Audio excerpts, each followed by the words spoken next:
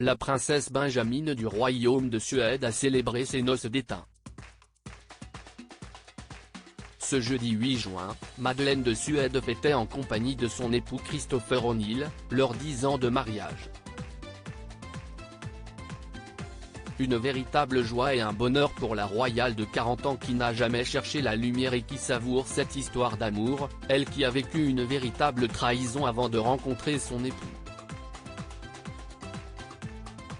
En effet, le financier anglo-américain n'était pas son premier promis. Quelques années auparavant, la princesse a connu une belle histoire durant sa formation universitaire avec un étudiant en droit, Jonas Bergström. Rencontrés en 2003, les deux tourtereaux ont vécu une jolie romance durant 7 ans. Du moins sous les apparences.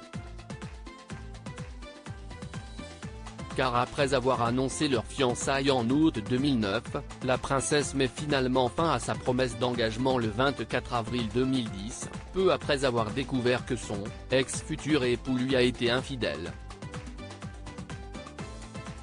Une information confirmée auprès des médias locaux par Tora Strömberg, joueuse de handball norvégienne et celle par qui la faute est arrivée, assurant n'avoir pas su qui était son amant d'un soir et présentant ses excuses à la princesse.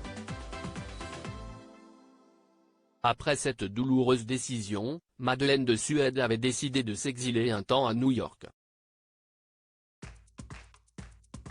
Une bien heureuse décision, puisque c'est dans la ville américaine qu'elle a finalement rencontré l'homme de sa vie et avec lequel elle a eu 3 enfants, Léonore, Nicolas et Adrienne.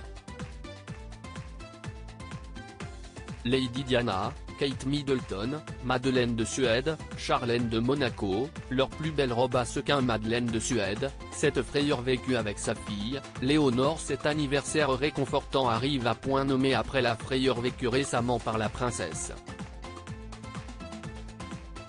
Alors qu'elle était attendue le 10 mai dernier pour un événement où elle accompagnait sa mère, la reine Sylvia, Madeleine de Suède a dû annuler sa venue après que son aînée, Léonore, soit admise à l'hôpital. La jeune fille de 8 ans a dû en effet se faire opérer, après avoir trébuché et s'être fracturé le coude suite à sa chute.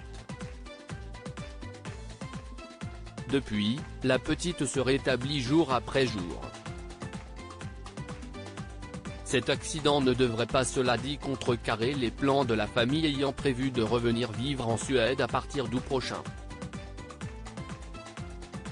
Installés à Miami depuis quelques années, ils ont annoncé en mars dernier vouloir revenir sur les terres natales de la princesse. Un retour qui devrait faire le bonheur du peuple suédois. Crédit photo, Dana Press.